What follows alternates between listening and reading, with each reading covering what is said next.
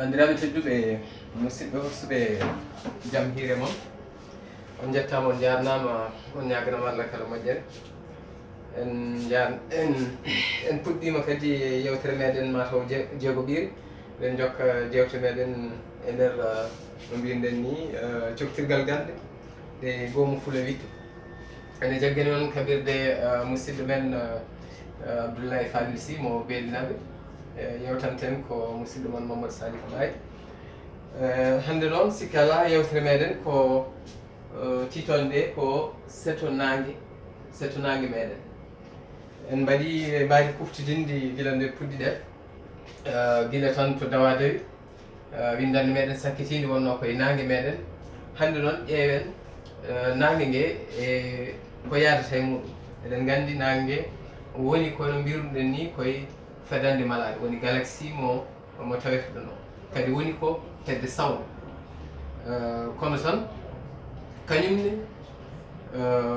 ene jogui ko wiyete seto walla ko wiyete yuɓɓo nangue woni le systéme solaire walla mbiyen no wiyete al majmoua chamsiya sen kaali arabe. Nangue ngue ene rewni e dogdu muɗum ne rewni ɗange kewɗe, kono kadi wona tan ɗange. Ma en gar kolliten holko mbawɗen tawde e nder seto meɗen nangue, guilay ɗange no mbiruɗen ni, guilay lebbi taweteɗi hen, guilay gueɗe goɗɗe. Ɗum noon sikki ala ɓooyata natanen windande meɗen.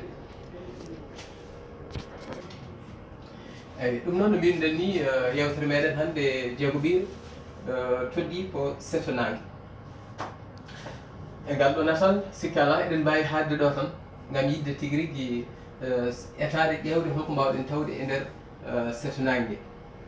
Kono kadi ma en tello tigui rigui kolliten hen gueɗal fof, saabu en jii ɗum ɗo ko nangue ngue ɗo haali koye paftol mbiyetengol paftol Kuiper. Kono eɗen gandi seto nangue walla nangue ngue jimadi muɗum, batte muɗum ene diwti ko wiyete paftol Kuiper ngol. En yetti ha ko wiyete rulde Oort ko toon tigui rigui woni to nangue meɗen ngue jimadi muɗum haali. Ɗum noon ngam ɗum ma en kaal seeɗa, ma en dutto seeɗa kalen ko fewti e jibingol yuɓɓo nangue ngue walla no mbiruɗen ni seto nangue ngue.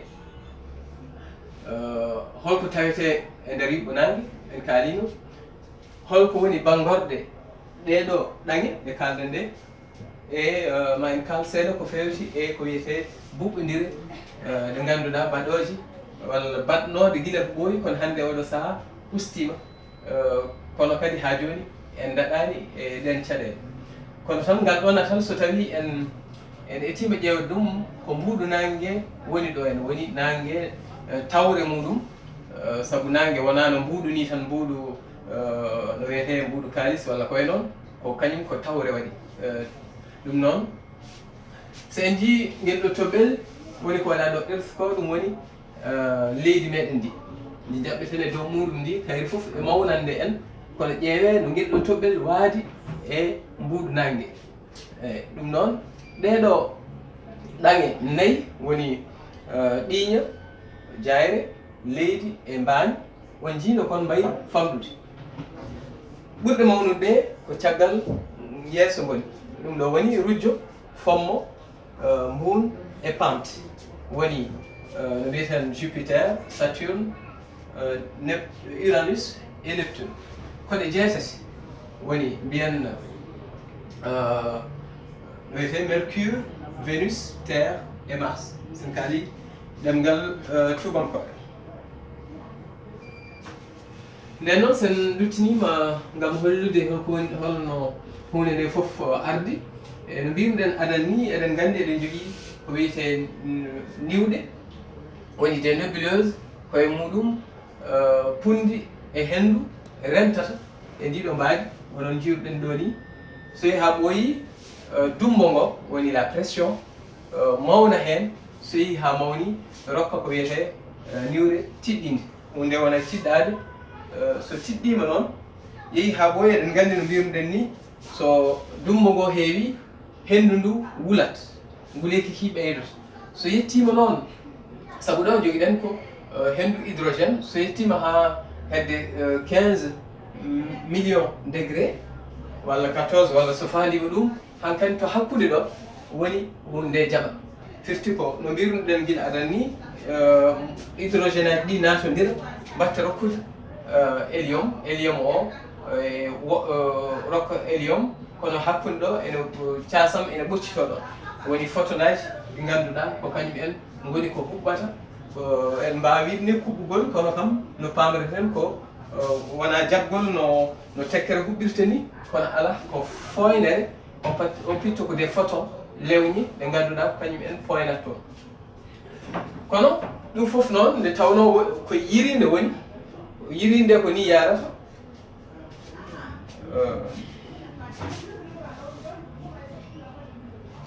ɓaade ko yirinde woni yirinde ko noon yarata no mbirunoɗen ni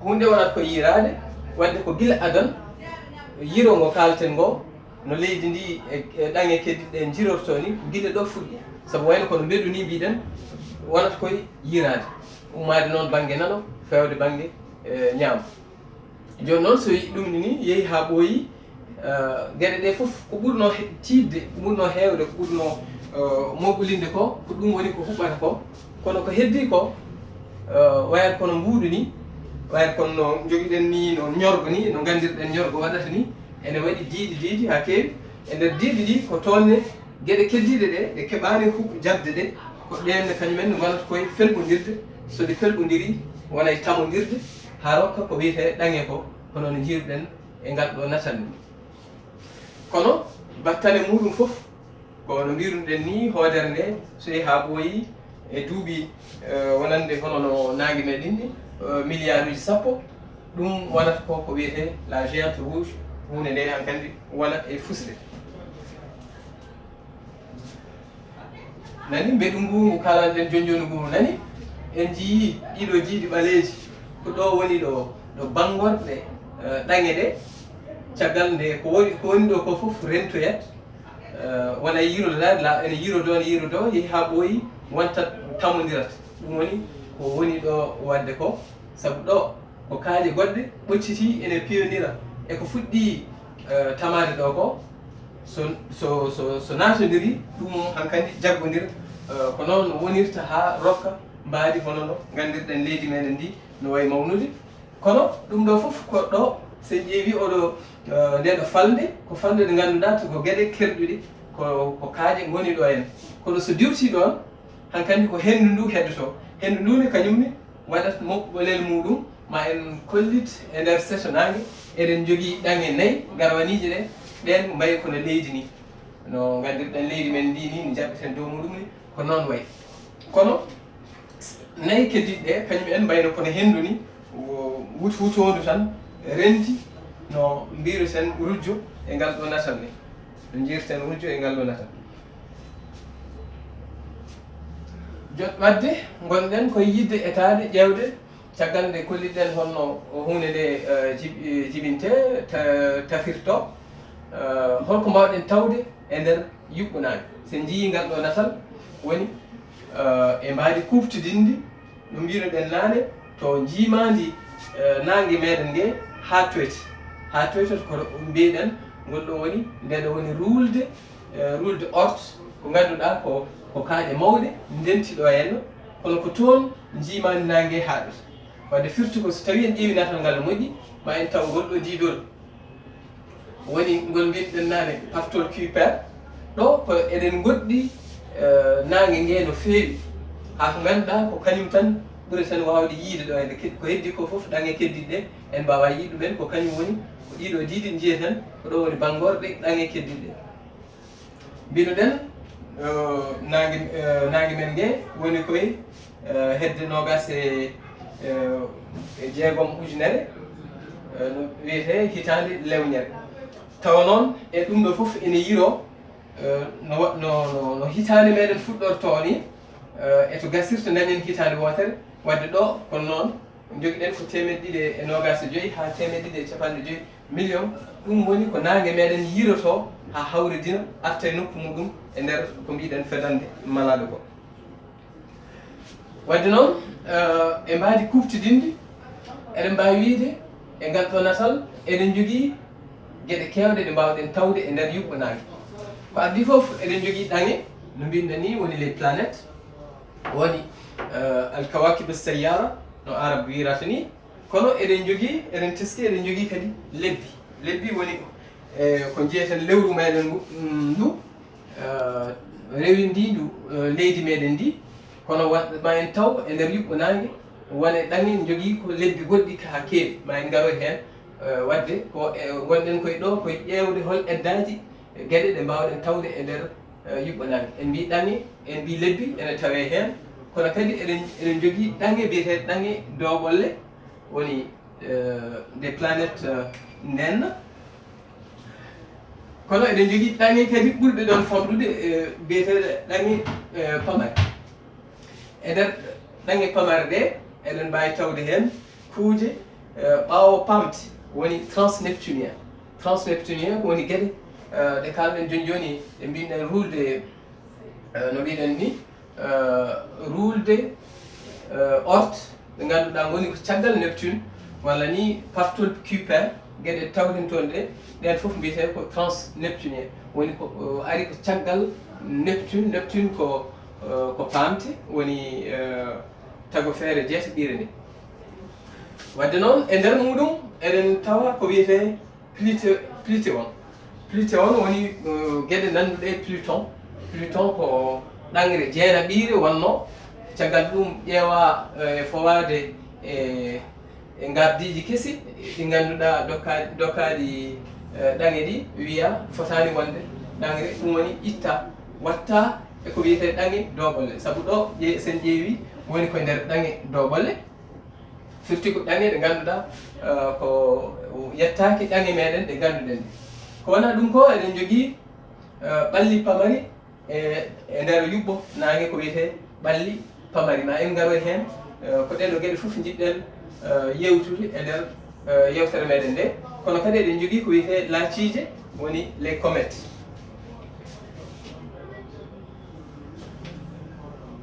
ngal ɗo natal hollirte en ko yuɓɓo nangue ɗange ɗe mbawɗen tawde hen, ɗange garwani woni les planètes principales. ko addi foof eɗen jogui mbiɗen ɓiiƴa woni Mercure, Vénus woni hoodere jayre, leydi rewi hen, mbani rewi hen. ɗo woni ɗo nokku to mbinoɗen paftol garwanol wonande kammuron woni des astéroïdes. sen diwti ɗum ɗo ko gueɗal ɓurgal mawnude e nder ɗen kaaje tawete toon woni Cérès, ko ma mbiyen ko ɗangre kono ko roɓolde, kono no Pluton no mbirɗen Pluton ni. rewata hen ko rujjo woni ɗangre ɓurde mawnude e nder yuɓɓo nangue. sen ƴeewi kanƴe foof natere ma en taw ko kayre ɓuuri mawnude. ma en gartoy hen ɗeɗo ɗo gonɗen koye ɗange rujjolinde, kanƴe foof ɗe nandi koye ɗangre rujjoni, wayno kono hendu ni eko wayno. kono ɗeɗo ɗiɗi goni joguiɗe mbadi hendu, kono mbun e pamte. rujjo e fommo jogui mbadi hendu, mbun e pamte e fowade ɗum kañum en koko jaɗɗi. wan noon hankkandi ɗo ɗuɓɓol ngol walla caafinague natti jogade ɗo doole no fewi, ha ko ganduɗa kala ko tawete ɗo henne koko jaɗɗi no glace ni eko wayno. sen diwi ɗon garen hankkandi ko wiyete paftol Kuiper ngol, koye hen taweten ɗange tokose walla doɓolle ɗe ko wayno Pluton e Charon e gueɗe goɗɗe ɗe ganduɗa ko ɗen inira ɗange doɓolle. ha joni de gonɗen koye yidde tan andinde holno yuɓɓo nangue woori. ngal ɗo natal en kollitin ɗum e bindande meɗen ɓennude. sen jii ɗum ɗo ko nangue, kono en jii to henne ko Alpha Centaure. Alpha Centaure woni hoodere ɓurde ɓadade en hono nangue ni ɓurde ɓadade en to banggue goɗɗeki ne yarane hedde duuɓi nayyi e feccere no mbiruɗen ni. wadde ɗo ngal ɗo dawal ko duuɓi nayyi e feccere sen jiiɗi mbiya ɗo hedde ɗo woni ko mbiɗen no wiyete rulde orte. ko ɗo woni rulde orte. wadde sen ƴeewi goɗɗeki muɗum goɗɗi garanki hakkunde nangue e leydi ko kañum ko ɗum ngal ɗo dawal mbinɗen 1.5 million kilométre ko kañum woni dawal kiisangal goo. wadde sen jettima fommo firti ko en mbaɗi laabi 10 ngal ɗo dawal hakkunde leydi e nangue ko noon ne jarten wadde paftol Kuiper ngol ganduɗa ko hedde ɗo yarte ɗo ganduɗa ko ɗo woni ko wiyete to pottodiral ngal haɗata ɗo hakkude majji ko hedde ɗo. wadde eɗen mbawi wiide no mbiruɗen aɗan ni ko ɗange 4 garwaniji ɗe ko ɗange mbaɗe no leydi ni firti ko joguiɗe kaaƴe mahiɗe koɗe tiiɗe ko kanje wiyete nderi eɗen jogui ɗiiña jayre ngawe e mbaɗe rewata hen ko paftol kammuron garwaniyol woni la ceinture principale d'astéroïde mahigol e ɓalli tokosi hono no mbiruɗen joni ni ko wayno Ceres ko hen jeeya kono kadi Ceres ɓuuri mawnude e majji wadde ko kaaƴe tan ɗe ganduɗa ndenti toon ha keewi ɗum woni ko wiyetengol paftol. kono eɗen jogui no mbiruɗen ni ɗange 4 mamaji woni mawɗe ɗe hen ɗiɗi mbiɗen jogui ko mbaadi hendu ɗiɗi keddi ɗi wayno ko pendiɗi ni mbaadi hendu ko rujjo e fommo woni Jupiter e Saturne keddi ɗe woni Mbun e Pamte Neptune e Pluton. so tawi en diwti ɗo garen no mbiruɗen ni paftol Kuiper kañumne ko kaaje donki rentude toon ma hondirani wadde koɗe ko gueɗe tan ma mbiya sarkitiɗe goni toon ko way eɗen tawa toon no mbiruɗen ɗangre meɗen wonnode jeena ɓiire jagguire noon ne jeena ɓiire woni Pluton nattude hande jagguirede noon kañum e gueɗe goɗɗe ɗe kalɗen nane ɗe. wadde firti ko ɗo goɗɗiki gonɗen koye keerol gonɗen koye no wayno gonɗen koye yaltude hankkandi yuɓɓonague saabu heddani en tan ko yettade no mbiɗen ni rulde orte ganduɗa gueɗe goɗɗe kadi ne tawe toon mbaɗe no ɗange ni kono jettaki kadi mi jettaki mawneki ɗange. kono noon hande oɗo saaha anduɓe hewɓe kolliti wonde ɗangre jeena ɓiire ene woodi ko ndenne suwa taw yiite taw wadde en natanta ɗum no feewi kono kam ganden kam jopanɗen bandiraɓe wonde hono nden ɗangre ene woodi. sen gari ngal ɗo natal ngal Hammady Dia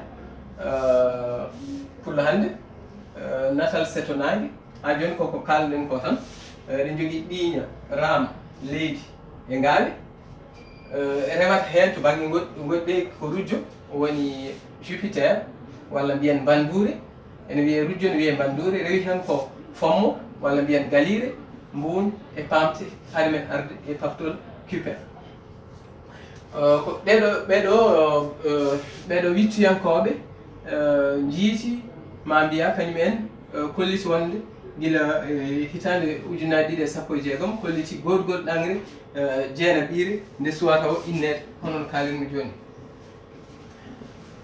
to banggue mawneki hakkude ɗange ɗe en mbino nane ko rujjo ɓuuri mawnude e ngal ɗo natal sen ƴeewi rujjo nani fommo rewi hen ko mbunu rewi hen ko walla ko mbunu e pamte en jii ɗeɓi fodde kono ƴeewe leydi meɗen ndi no wayi wade majji saabu ɗo rujjo tan ene wawi ene yaajani 11 leydi meɗen ndi ma won 11 muɗum ene wawi moftude hedde 11 jaajeji leydi meɗen ndi. wadde noon en jii ko hunde mawde woni ɗo henna kono koko wuti ma en garo hen seeɗa gam hollirde no ɗi mbawi.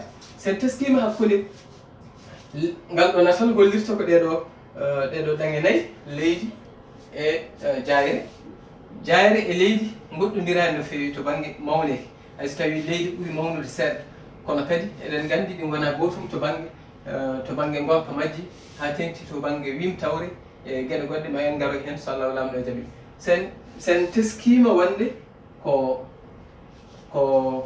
Mercure woni ɗangre ɓurde famɗude woni mbinde ɗiiña woni ɗangre ɓurde famɗude nde ɗo ko hoodere woɗere nde ko mbawi woni Mars, la planète Mars. ɗum ɗo koto banggue mawneki hakkude majje. wadde ɗo ene mbawi rokkude ɗo ene mbawi kuftidinde no wiyete gueɗe ɗe mbawɗen sifrade hen kala. mbiɗen to ummade nangue fewde leydi ɗangre ɓurde ɓadade ko mercure. cortol muɗum woni diamétre muɗum ko ujunnaje 497 kilométre. wadde en gandi ko hunde famɗude. wim tawde muɗum waɗi ko wiyete hydrogène et hélium ko ngol ɓuɓdi wertango woni nguleki ki mbawɗen tawde toon. so tawi ko ñalawma moyenne o woni ko hakkidi ko 179 degré Celsius. so tawi ko jamma ko hakkidi ko moins 183 degré Celsius. wadde en jii Allah e muɗum ɓadade nangue ngue en wuuli ha yettiɗo, kono jamma kadi en jii ene ɓuuɓi ha yettiɗo. wadde ko ɗangre en ganduɗa gurdam meɗen kam enen wawa amnade toon. to banggue tallande woni no ɗangre nde hoore muɗum yiroto e hoore muɗum, ɗum wiyeten tallande. balɗe ko talloto koye balɗe 56 wonande leydi gonɗo e leydi. so waɗi balɗe 56 firti ko ɗangre nde tallima e hoore mum. firti enen noon e dow leydi eɗen gandi ko ñalawma goto woni ko leydi ndi talloto, ɗum woni rokkata en jamma e ñalawma ko. kañum noon ɗo koma hono ɗum balɗe 56 firti ko ene taaɗi jiiɗogol muɗum e kañum tan e hoore muɗum tallogol ngol ene taaɗi. kono kibbitol muɗum woni révolution muɗum, kibbitol kono ummade ɗum wango tarto nangue arta to wonno woni hibbitino, ɗum mbiɗen révolution. balɗe muɗum ko 66. wadde en jii firti ko ñalawma o e hitande nde ene ɓadodiri no fewi to banggue attinata tan. wadde firti ko gonɗo toon ma mbiyen hono mbawɗen hokkirde yeru ni gonɗo toon duuɓi tati foof firti ko ne wayno balɗe jogui ko yarete ko balɗe ɗiɗi walla ko way noon. balɗe tati foof duuɓi tati foof foti e balɗe ɗiɗi. wadde en jii no gueɗal ngal wayi e nder ɗangre nde nangue meɗen ngue ene fuɗa laabi ɗiɗi. Allah e muɗum ɓadade nangue firti kono yaawi tartade nangue e nder ñalawma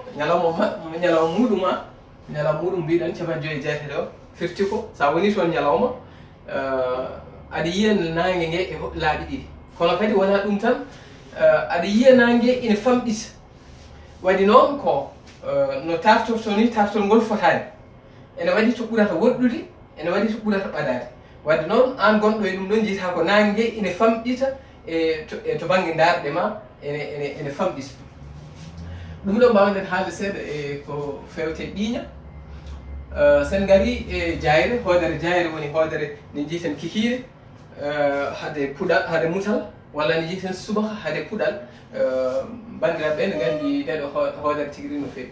ɗum noon hakkude muɗum e nangue to banggue no wiyete to banggue goɗɗeki ko 160 million kilométre.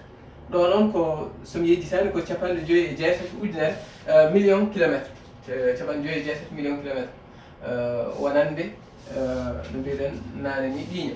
so tawi noon ko jayre ko 160 million kilométre. cortol muɗum ko 12. en jiiɗo woɗɗodirani tigui rigui e leydi hono no jogorɗen hollirde ni. kono to banggue nguleyki ñalawma nguleyki ne yetto 492. jammane woɗɗata ɗo to banggue nguleyki. tartol muɗum waɗata ko 225 balɗe 225. tallande muɗum ko balɗe 253. wadde noon en jii kadi ha ɗo woɗɗodirani. wadde ɗone kadi ɗangre nde ɗo ene jogui ko herti kañum yahrata ko caggal kañum e Uranus. ɗeɗo tagopeje ɗiɗi ne wayno kañum en woni Uranus woni ɗo jarata ko caggal. firti ko won gueɗal woodi walla wodno ha kone addan ɗum yahtirde caggal woni yahtirde caggal fonno ko ummade banggue nano feewa ñaamo kono ala ummorto ko ñaamo feewa nano ɗum noon en gartoyta hen saabu en nden en juutat no feewi gam sifade ɗum ko wawi hen wonde foof ko jiɗɗen wiide to banggue nguleyki ki firti ko e nder e dow jayre neɗɗo wawa wurde toon saabu wona tan ne ɓaadi nangue kono eɗen gandi ko wimtawre muɗum waɗi ko wiyete effet de serre o ne mawni toon ha ko ganduɗa ko ɗum addata ɗum umminta ko wiyete gurɓuɓe ko woni température muɗum wonande leydi en junɗata ko hen ma en garoyi hen won e windande hertide gam hollirde leydi saabu ko toon jiɗɗen yettade sen ummiɓe ɗon garen e ko mbiyɗen no wiyete mbaali yonde hakkude muɗum ɗo hankkandi en diwti leydi ndi ko 227 million kilométre saabu enen ɗo gonɗen koye 1.5 million kilométre wadde firti ko watti men to banggue cortol muɗum ene famɗi no fewi wonande leydi ko sappo e ɗiɗi ujunere temedde jeeɗiɗi e capanɗe joyyi e jeegom kañum ko ne wayno ko feccere lew jaajendi leydi kañum ene jogui lebbi ɗiɗi ɗo joguiɗen ko lewru woturu min jeeyten ɗum kono sen jettima ɗo jogui ko lebbi ɗiɗi Demba e Bodial min kewi wiide ɗum kono ko Phobos e Deimos wonande tubakoɓe mbiyata ɗumen lebbi ɗiɗi to banggue nguleyki ɓurdi towde ko 59 ɓurdi lesɗude 69 tartol muɗum koye balɗe 600 e 67 wona tartima nangue ngue hitande muɗum ma mbiyan ko duuɓi men ga en balɗe meɗen ga en 600 e 67 no wayno ko duuɓi meɗen ɗiɗi pawɗi ni to banggue tallande ko waktuji 24 e hojomaji 37 ɗum noon dartinen ɗo henna garten e ɗange ɗe ganduɗen ko ɗange goɗɗe ɗe